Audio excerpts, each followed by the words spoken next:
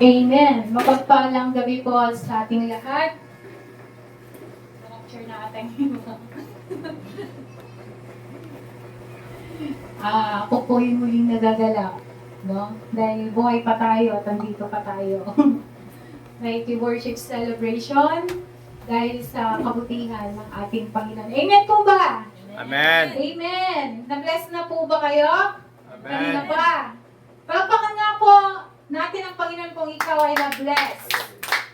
Na-bless at ma-bless pa. Amen. Amen. Kanina po, nabasa na po kanina yung ating teksto sa Daniel chapter 3. Yung binasa po kanina ng ating scripture reader ay Daniel chapter 3 verses 28 to 30. Pero actually po, ang pag-uusapan po natin sa gabing ito ay buo pong chapter 3. At ang tema po natin sa buong month ay unwavering faith. Na ibig sabihin, hindi natitinag na pananampalataya. Kahit na anong bagyo, kahit na anong pagsubok ng buhay, ay mananatili ka sa pagtitiwala at pananalig mo sa ating Panginoong Jesus. Kung bibigyan po natin ng title, ang Daniel chapter 3, ito po yung kwento ng tatlong magkakaibigan na si Shadrach, Meshach, at si Abednego. Bibigyan po natin ng title na Stop, Drop, and Roll. Kung naririnig niyo po yung Stop, Drop, and Roll, ano po yung government agency na naalala po ninyo sa Stop, Drop, and Roll? Very good. BFP, Bureau of Fire Protection. Stop, Drop, and Roll. Naririnig po natin yung Stop, Drop, and Roll. Tinuturo po yan ng BFP pag may mga nasusunog na gusali. So sasabihin nila, stop, huwag kang patakbo-takbo. Kung halimbawa, natrap ka sa isang gusali, tapos biglang nagkaroon ng sunog, huwag naman po sana, no? Ito po ay isang example lang. Biglang nagkaroon ng sunog, kailangan daw ang turo ng BFP ay huwag kang aligaga. Huwag kung saan-saan ka tumatakbo, huwag kung saan-saan ka pumupunta. Di po ba sa movie? Pag nakikita po natin, pag may nasusunog na isang gusali, nakikita natin yung mga tao, nagsisinabad at titinaray, di ba? Kaya hindi alam kung saan yung pupuntahan. So sabi ng BFP, stop daw. Stop. Tapos, pangalawa, ang sabi ng BFP ay drop. Kailangan mo daw na mag-drop or humiga. Dumapa. Ayan, tamang word.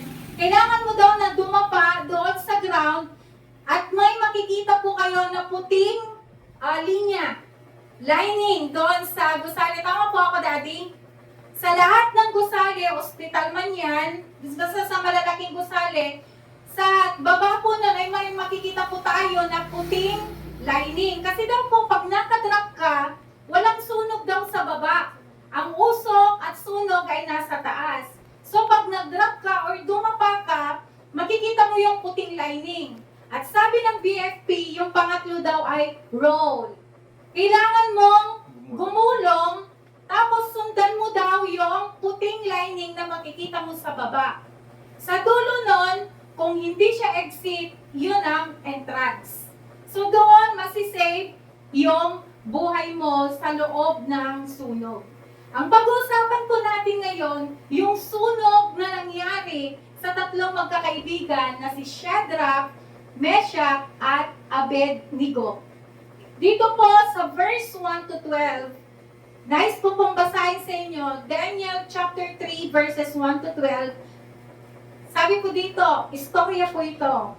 Sabi po dito, si Haring Nebuchadnezzar ay nagpagawa ng rebultong ginto na 27 metro ang taas at may 3 metro naman ang lapad. So yung king po doon sa Babylonia ay nagpatayo daw po siya ng Diyosan.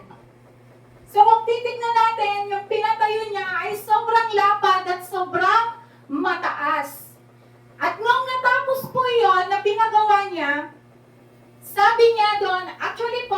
tatlong magkaibigan, si Shadrach, Meshach at Abednego, ay binigyan po niya ng magandang trabaho sa loob ng anong tawag doon pa sa lugar ng Babylonia. So, sabi gano'n ni Haring Nebuchadnezzar, pag natapos yung pinapagawa ko na Diyos-Diyosan, kailangan lahat kayo ay luluhod at sasamba sa pinagawa ko na rebulto. So, to make the story short, natapos yung rebultong iyon at eto na. Sinabi nung tagapagsalita niya, yung spokesperson niya, pag narinig ninyo ang mga musical instrument na ito, like lira, mga ganyan yung mga instrumento nung panahon. Ngayon po kasi may gitara tayo, may drum tayo, may tamborin. So sabi ng spokesperson, pinatawag niya lahat, yung gobernador, yung may mga tungkulin sa lugar ng Babylonia. Sa panahon po natin ngayon, gobernador, congressman, mayor, barangay councils, municipal councilors, yung mga tinawag. So nung andun sila, sinabi ng spokesperson, pag narinig ninyo ang mga tunog na ito, kailangan lumuhod kayo lahat at sumamba sa pinagawa ko na rebulto. Number 1 po, sabi ng BFP, stop. Okay? Sa ating spiritual life ay consider the fire. Kailangan natin na isaalang-alang daw po yung apoy, yung mga pagsubok na nangyayari sa ating buhay. Hindi po kayo masyado kilala, hindi po tayo araw-araw nag-uusap, pero lahat po tayo, alam po, tayo po ay may pinagdadaanan. Ano po ba yung dapat nating gawin? Pag tayo po ay dumadaan sa pagsubok, ano po ba yung dapat nating gawin pag tayo po ay dumadaan sa matinding problema? Saan po tayo unang tumatakbo at saan po tayo unang humihingi ng comfort? At nais ko pong ipaalala sa inyo na lagi pong pinapaalala, hindi lamang ako, pati yung mga ibang pastora natin at ang ating bishop, na pag tinanggap mo na ang Panginoong Yesus sa buhay mo, we are not exempted in any trials. We are not exempted sa lahat ng temptations sa mundong ito. Hanggat tayo po ay lumalakad sa mundong ito, tayo po ay gumagalaw sa mundong ito, hindi po mauubos ang problema sa ating buhay. So kailangan lahat po tayo maging handa. Sabi po ng BFP, stop. Kung minsan sa ating pong mga buhay Kristiyano, kung nagkaroon na po tayo ng matinding problema, nakakalimutan natin ang sumamba sa ating Panginoong Jesus. Para maintindihan niyo po, ay tuloy po natin yung istorya.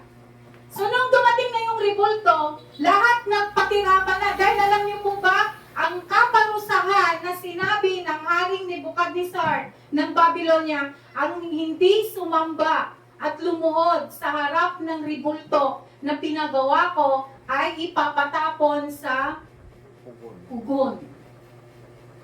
Alam niyo po ba yung pugon? Ano ba yung tsura ng pugon? Yung para siyang kuweba na may, noon sa panahon nila, parang lutuan ng sigarilyo. Papainitan. Oven na malaki. No? Hindi na tapos yung sarhan niya is talagang walang sisingaw. No, para pag nasa loob ka, talagang hindi ka malilitsyon baboy o hindi malilitsyon manok. Lechon na lechon ka. Walang pag-asa na mabuhay ka. Walang pag-asa na kahit pagtapon nila sa'yo doon, wala ka ng chance na humingi ng saklulo. Dahil doon pa lang sa bukana noon ay maluluto ka na. No? In short po, yung tatlong ito ay may pananalig sa kanilang Diyos. No? Sila lang ang hindi lumuhod doon sa rebulto na pinagawa ng hari ng Babylonia na si King Nebuchadnezzar. So alam na po natin kung anong mangyayari sa tatlong magkakaibigan na to. Si Shadrach, Meshach, at Abednego. Sabi ko noon, nung may nakakita sa kanila, isang kaldeyo, no? Kasi, bakit sila yung nabigyan ng magandang gawain sa Babylonia, hindi naman natin kalahi? Bakit hindi tayo na taga-Babylonia ang binigyan ng karapatan na magtrabaho ng maganda dito sa Babylonia? Kaya nung nasilip nila, itong tatlong magkakaibigan na to, agad na pumunta sila doon kay Hari at sinabi, Hari, tingnan ninyo yung tatlong paborito ninyo. Hindi sila lumuhod sa ribulto na pinagawa mo. Ang utos ng hari, hindi nababali, di po ba? Ang kaparusahan nun, pag hindi ka lumuhod sa ribulto na pinagawa mo, pag hindi lumuhod sa ribulto na pinagawa mo, ay ipapatapon sila sa pugon para sila ay sunugin. So, ang ginawa ng hari, pinatawag niya ngayon yung tatlo. Shadrach, Meshach, Abednego, hali kayo dito. So, lumapit na sila. Paglapit nila, sabi ng hari, totoo ba na hindi kayo lumuhod sa Diyos-Diyosan na pinagawa ko? Opo. Alam niyo ba yung kaparusahan? Opo. Ipapatapon niyo kami doon sa pugon. No, para sila ay masunog. Hindi sila natakot. No? Hindi po sila natakot. Hindi sila ninervyos. Hinarap nila kung ano yung kaparusahan. Hinarap nila, di ba, pag tayo may kasalanan, pag pinapatawag tayo ng tao, nagtatago po tayo. Pero yung tatlong ito, buong tapang, taas noo, na humarap sila sa hari ng Babylonia at aminin na hindi po sila sumunod sa utos ng hari. They stopped. They considered the fire. Alam ko ang kaparusahan kung hindi ako sumunod sa utos ng tao. Pero ano naman ang kaparusahan pag hindi mo sinunod ang utos ng Diyos? Ang hirap pong magdesisyon, di po ba? Andito pa lang tayo sa lupa, ano yung susundin mo? Utos na ba ng tao? Pero alam mo na hindi maganda yon. Hindi yon ang kalooban ng Diyos. O utos ng Diyos na hindi tinatanggap ng tao. Pag sinunod mo ang utos ng Diyos, mayroong kaakibat na kaparusahan dito sa lupa. So you have to stop and you must consider the fire. Amen. Panginoon, ano po ba yung dapat kong gawin? Kung minsan, kung nagkaroon po tayo ng problema, nagkaroon ng gulo sa ating isipan, hindi natin alam kung sino yung tatakbuhan natin. Nakakalimutan po natin yung pangako ng ating Panginoon na ililigtas ka sa anumang kapahamakan. Nakakalimutan natin na may magagawa ang Diyos sa buhay po ng kanyang mga anak. Kaya kung minsan maraming tumatalikod dahil sa mga pagsubok. Because they don't consider the fire. Eto, Panginoon, may pagsubok ako. Harapin ko, lalabanan ko, dahil ikaw ang kasama ko. Andito ako, Panginoon, sa matinding pagsubok na ito, haharapin ko dahil ikaw ang magliligtas sa akin. Ipaglalaban mo ako at alam ko na magwawagi ako dahil sa pangalan mo may katagumpayan. Sino po ang nakakaisip sa atin noon? Or nakakalimutan natin na lumapit sa ating Panginoon? Consider the fire, mga kapatid. No? Hindi porket tinanggap mo ang Panginoong Yesus, hindi porket every Wednesday andito ka, masagana ang buhay mo. Hindi na natin alam kung anong mangyayari sa ating mamaya pagkatapos ng worship celebration. Expect the trials. Expect the problems. Dahil kung wala kang problema, hindi mo makikita ang kapangyarihan ng Panginoong Yesus sa buhay mo. Kung wala kang pagsubok, hindi mo makikita ang pagtulong ng Panginoong Yesus sa buhay mo. So like Shadrach, Meshach, and Abednego,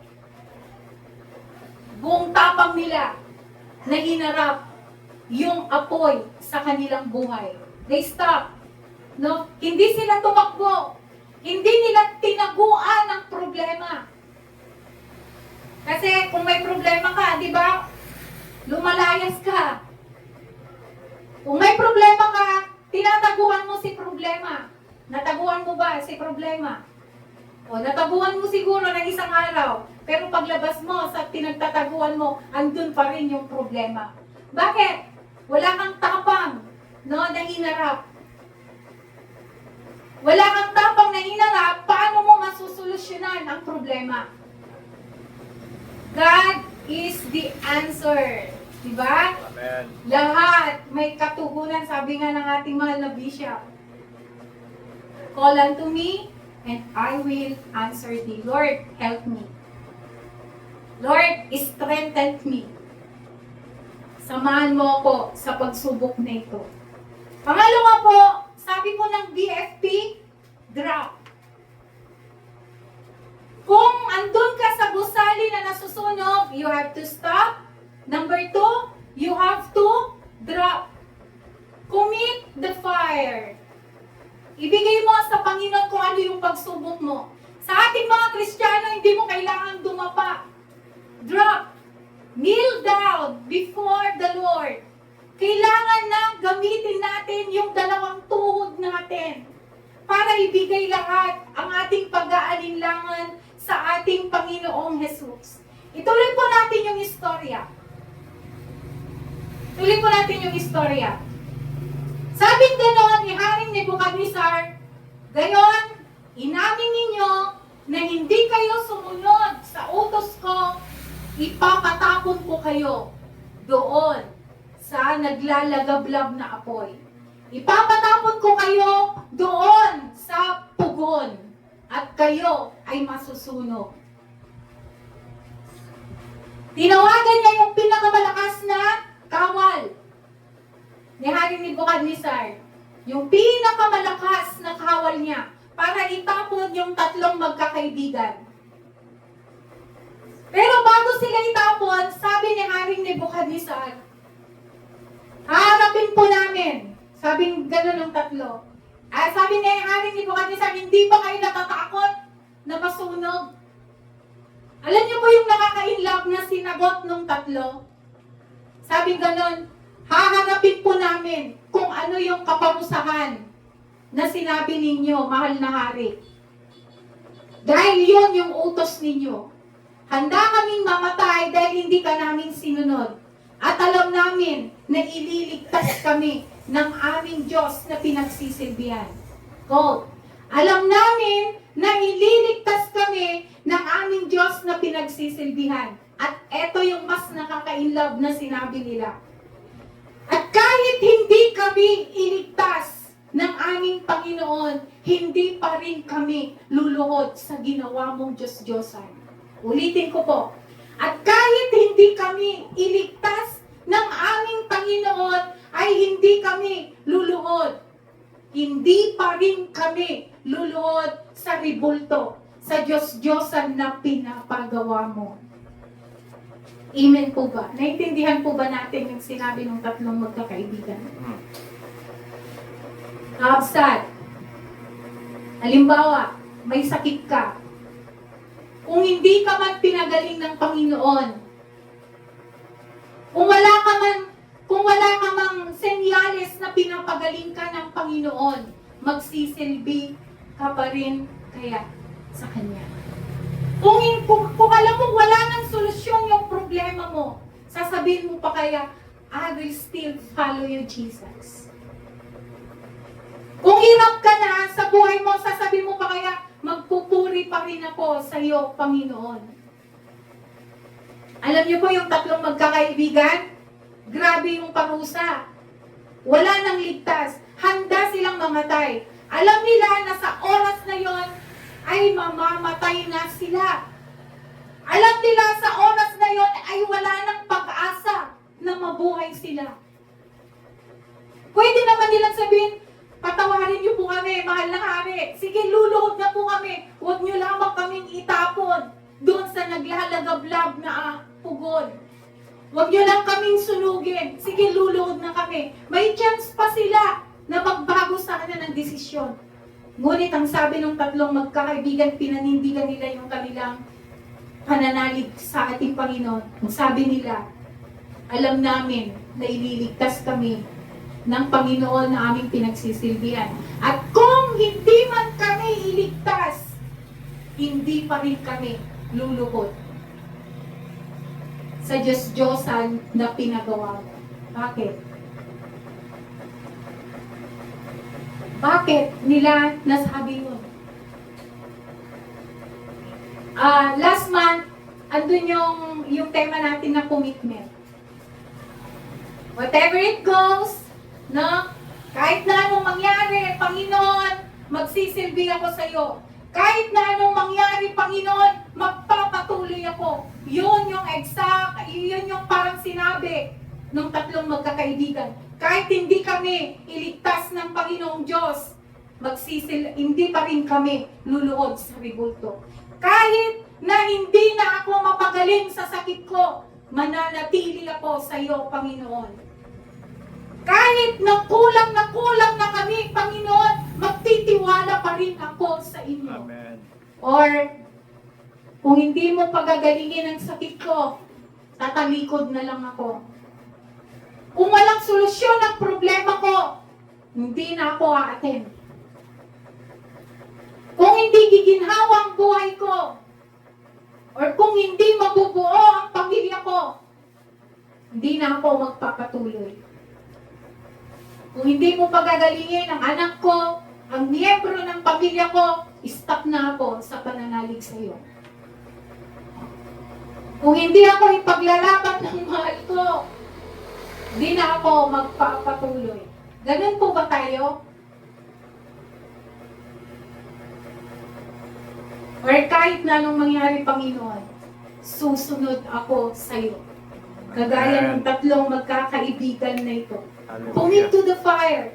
No? Kung alam mong wala ng kaligtasan, drop, kneel down, lumuhod ka, at ibigay mo lahat ng tiwala mo, Hallelujah. lahat ng pananalig mo sa ating Panginoong Yesus. At habang ginagawa mo ito, remember your connection to God. Yes. Ano yung connection natin sa ating Panginoong Yesus? We are His children. Anak po tayo ng ating Panginoon. Ginawa tayo ng ating mahal na Ama. So bakit ka pababayaan? Sinong magulang ang magpapabaya sa kanyang anak? Sinong magulang ang magsasaya pag nakikitang nahihirapan ng anak? Kung pwede nga lang, di ba? Magulang na lang yung mag-suffer, wag lang ang anak. Remember your connection to God. At ang connection natin, we are His children. Amen. Lahat Hallelujah. gagawin ng ating mahal na Ama. Ipaglaban ka lang. Yes. So drop. No, dapat taas noo. Hindi ka lang anak ng congressman. Kung ikaw anak ka ng presidente, anak ako ng hari ng mga hari. Amen. Amen! Amen. Diba? Hallelujah. Oh, sino mas malakas? Kahit anak ka ng mayaman, kung wala kang Yesus sa puso mo, talo ka. No? Ako, di ba, tagapagmana ng pinakamayaman na hari. Di ba? We are His children. Kaya kahit na anong problema, you have to drop, kneel down, and surrender all to God. Pangalawa, habang nakadrop tayo, remember the control of God. Remember the control of God. God is able. Amen. Ang Panginoong Diyos mo ay kayang-kaya lahat. Di ba? Lagi natin kinakanta. Di ba? Ang Panginoon mo ang pinakamakapangyarihan sa lahat. No? Yun ang pinapamana niya sa atin ngayon. So bakit ka matatakot kung nasa kalagitnaan ka ng ewan sa buhay natin? Kung nasa kalagitnaan ka ng problema. So, kung ano man ang pinagdadaanan mo, kapatid, stop. Una, stop. Alalahanin mo kung ano yung problema na yan. Kung kanino ka lalapit. Pangalawa, na gagawin mo, drop. I-surrender mo lahat yan sa ating Panginoon. Kahit na anong mangyari, wag na wag po tayong bibitaw sa ating pananalig sa ating Panginoon. And the last one, mabilis lang po tayo. Sabi ng BFP, roll. At makikita mo yung puting lining. No? At pag nag-roll ka sa gusali na yon, susundan mo lang daw yung puting lining sa baba. Nakikita niyo ba yung pag pumapasok kayo sa number 1 sa hospital? No, kung magpapa-check up po tayo, hindi mako-confine. Kung magpapa-check up ka, doon sa loob ng hospital, tignan mo doon sa baba. May puti doon. Na pag nagkasunugan, you have to roll. Sundan mo lang yung puting lining na yon. Ang pupuntahan mo, kung hindi entrance, ay exit. Doon maliligtas ang buhay mo.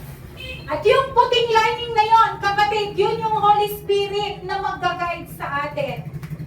Yun yung Holy Spirit na sasama sa atin kung ano yung gagawin natin pag may mga pagsubok po tayo sa ating buhay. Nung nag-roll po ang magkakaibigan na si Shadrach, Meshach at Abednego, eto na nga. Tuloy natin yung kwento ng Daniel chapter 3. Nung itinapon na sila sa pugon, pero bago nila ito itinatapon, ang tinawag ay yung pinakamalakas na kawal. Sabi ko nung hari ng Babylonia, sige, itapon nyo na sila. Hindi nila pinatanggal yung mga damit. No? Hindi pinatanggal ng hari yung mga damit. Kasama nila yung mga damit nila nakasuot para mas madali sila na masunog. So, sabi nung hari, 7 beses pa nila na pinainit. Ito nga ang init-init ng panahon. Di ba? Hindi nga natin mahawakan yung araw, hindi natin mahawakan yung init. Pero damang-dama natin. Maraming nahiheat stroke. Maraming namamatay sa panahon ito dahil sa sobrang init. Sa ating mga nanay, pag nagluluto po tayo ng kanin, pag idamping mo yung kahit sa kasirola, mga ulam ganyan, pag idamping mo yung yung daliri mo doon, di ba? Masakit. Parang ang nasunog. Masusunog yung balat mo, kahit ito lang, yung ginanon mo lang. Pag mainit na yung takip ng mga kasirola, mga kaldero. So how much pa doon sa 7 beses na pinainit na pugon? At yung nagtapon doon, na pinakamalakas na kawal, nasa bunganga lang siya, sa bunganga lang niya itinapon yung 3 magkakaibigan, namatay pa. Sa sobrang init. Namatay yung nagtapon kina Shadrach, Meshach at Abednego. At dahil sa ginawa ng 3 magkakaibigan na yan, may ginawang hibalang ating Panginoong Diyos. Naglalakad ngayon si Haring Nebuchadnezzar sa may paligid ng pugon. Nakita niya 4 na parang nag-e-enjoy sila doon sa may apoy. Parang wala lang yung apoy sa kanila. So, 4 yung nakita ni Hari. Sabi, bakit? Parang 3 lang yung itinatapon ko 3 lang naman silang alam ko Bakit 4 na ulo yung nakikita ko? So, tumawag ulit siya ng kawal. Kawal, halika rito. Di ba 3 lang yung pinatapon ko? Opo, malari, si Shadrach, Meshach at Abednego. Tingin ka nga doon.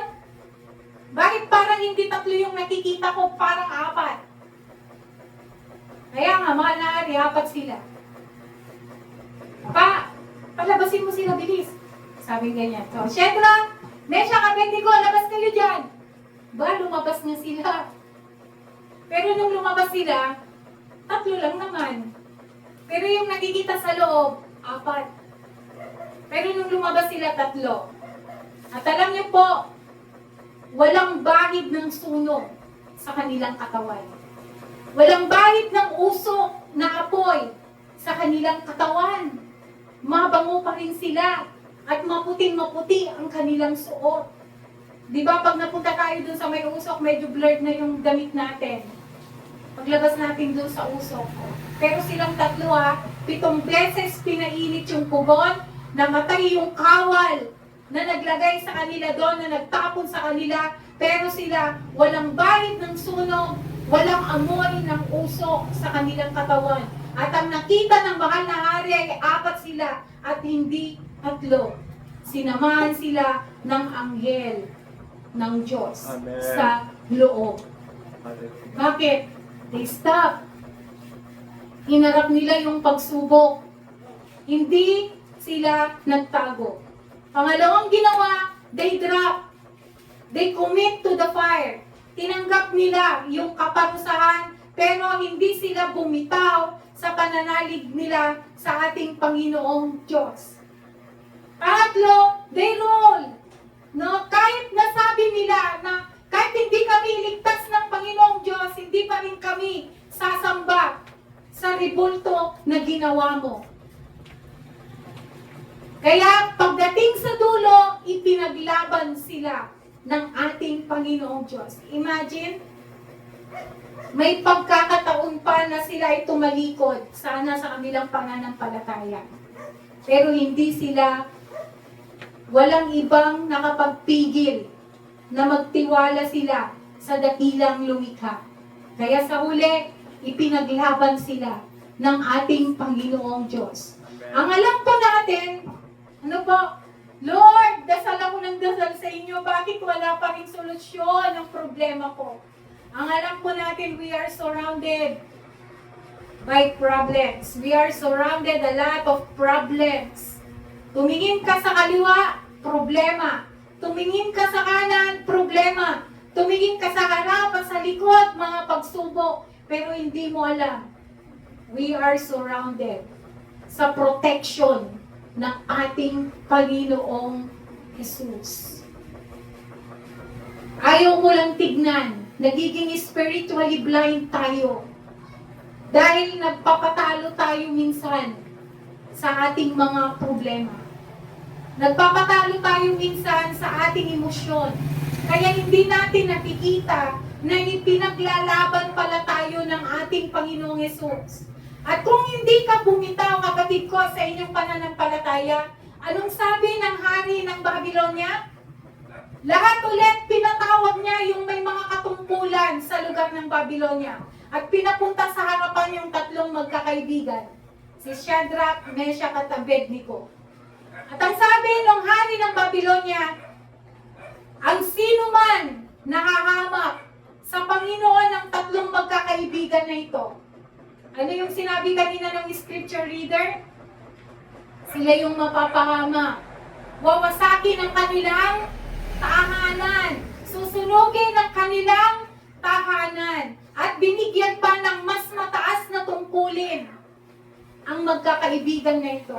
So kung tuloy-tuloy po pala yung pananalig po sa ating Panginoon, kahit na anong mangyari, kahit na anong pagsubok po sa buhay natin, ipro-promote ka pala ng ating Panginoong Jesus. No? Blessings upon blessings ang ibibigay sa inyo ng ating Panginoong Jesus kung tayo ay patuloy na mananalig at magtitiwala po sa ating Panginoong Jesus. Lahat po tayo ay tumayo. Hallelujah. Alam po ba lahat po tayo ay may pinagdadaanan sa buhay. Pero gusto ko pong sabihin sa iyo sa gabing ito, kung may mga problema man tayo na alam natin na mahirap nang solusyonan, you have to stop. Alamin natin kung kanino tayo tatakbo. May mga kapatiran tayo, may mga pastor tayo na pwede nating kausapin. And you have to drop, surrender everything to Jesus. Ano mang problema mayroon ka, kapatid, walang ibang makakapagbigay solusyon yan, kundi ang ating Panginoon. Enroll Let the Holy Spirit guide you.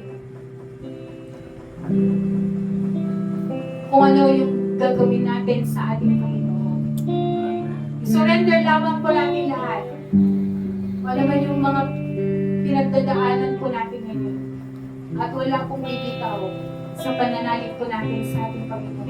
And after the rain, sabi nga po nila, makikita mo na nai-promote ka na pala ng ating Panginoong Jesus. Do not be spiritually blind. God's protection ay andyan lamang po sa ating tayo. Everyday claim the victory. At everyday po, araw-araw panalangin natin na maramdaman po natin yung pag-ibig ng ating Diyos sa buhay po natin. Like Shadrach, Meshach, and Abednego, nawa ay masabi po natin, kahit na anong mangyari, Panginoon, susunod ako sa iyo. Kahit na ganito ang buhay ko. Dahil hindi lang ganyan ang buhay mo. Mahal ka ng ating Panginoong Jesus. Ayaw niya ng kanyang mga anak ay nahihirapan. Andyan na yung promotion, just claim it. Yes, Lord. Basta huwag kang bibitaw sa pananalig mo sa ating Panginoon. Let's sing the song, I Surrender, Lord. Ilapit mo sa Panginoon kung ano man yung pinagdadaanan po natin sa ating buhay.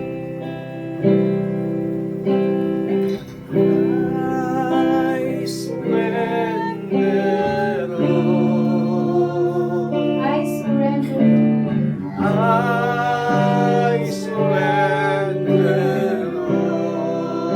All all. to thee, my blessed Savior. Unto thee, my blessed Savior, I surrender all. I surrender all. Make it a prayer. I surrender all.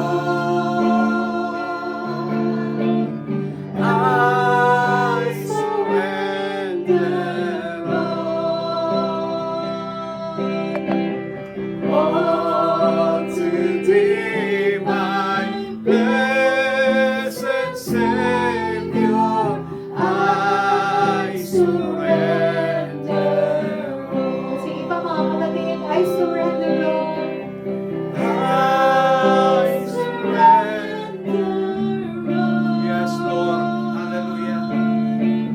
I surrender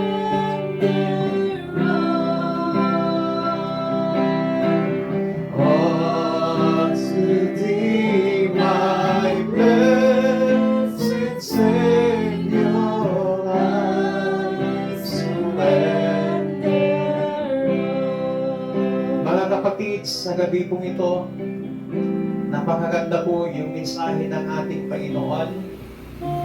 Nanuman yung ating mga pinagdadaanan, katulad nung ginawa ng tatlong magkakaibigan ito na sina Shadrach, Meshach at Abednego. Hindi sila sumuko.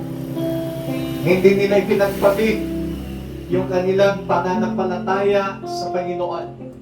Kahit alam nila na ito ay kanilang ikakapahama dahil pinagbawalan sila ng hari. But still, pinakita nila na sila ay tapat yung pagmamahal nila sa Panginoon. At the end, sila po ay niligtas. At ang pinakamaganda po dito, nagkaroon ng utos ang hari.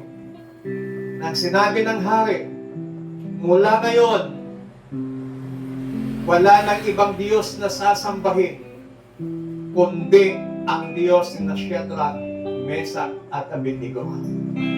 Kapatid, kapag ipinakita mo ang iyong katapatan sa Panginoon, it will affect sa iyong pamilya, it will affect sa iyong environment, and it will affect sa iyong komunidad.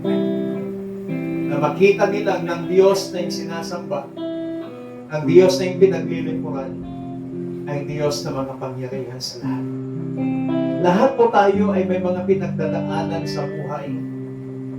Iba't iba lamang po ng aspeto ng mga pinagdadaanan natin. But the message of God, we have to stop, we have to drop, and we have to roll.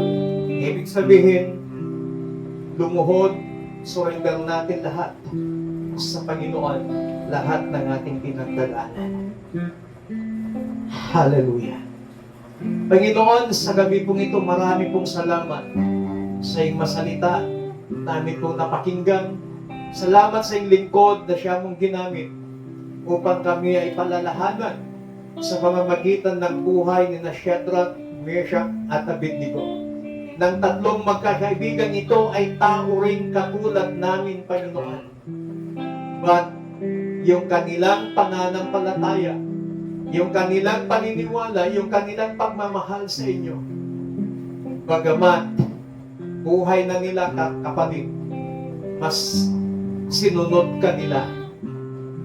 At resulta ng kanilang pagsunod sa inyo, Panginoon, even the king na nagputos na sila'y itapon sa pugon, naglabas ng kautusan na mula sa araw na yon, wala nang ibang Diyos na sasambahin ng buong Babylonia, kundi maliban sa Diyos ni Shadrach, Meshach at Abednego. Panginoon, sa gabi pong ito, give us the courage, give us the faithfulness, give us the spirit of faithfulness ni Shadrach, Meshach at Abednego. Ipagkaloob mo sa amin, Panginoon, ang ganyang pananampalataya katulad ng tatlong magkakaibigan ito. Anumang sitwasyon ng aming mabuhay, hindi ka namin bibitawan, kundi mas lalo kaming lalapit, mas lalo ka naming mamahalin. Salamat po ng marami, Panginoon, sa inyong katapatan. Salamat po sa iyong kadakilaan. Muli mong pagpalay ng iyong lingkod na siya mong ginamit na maghayag ng masalita. Give us all, O God, the courage. Give us all, O God, the faithfulness like ang tatlong magkakaibigan ito. Salamat ng marami. We give you all the glory. We give you all the praises. We give you all the thanksgiving. In Jesus Christ, mighty name we pray. Amen. Palakpakan natin ang Panginoon. Hallelujah. Maraming salamat po, Pastor Leslie, Mami, tsaka